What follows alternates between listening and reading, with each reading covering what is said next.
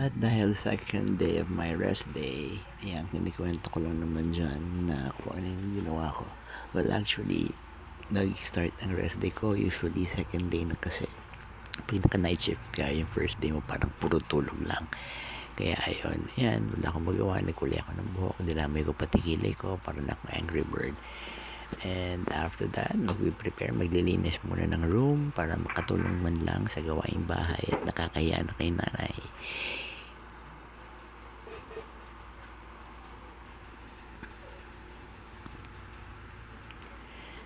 Preparing na ako dyan para sa pagsimba. Ewan ko ba kung patukuhanan pa yan. Ang laki naman ng tiyan ko.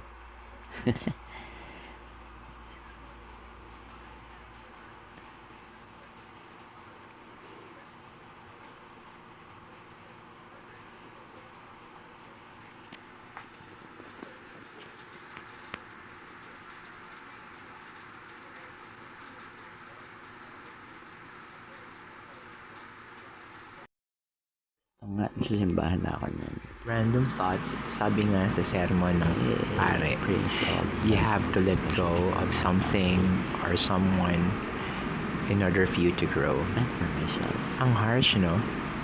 Pero Happy it's true.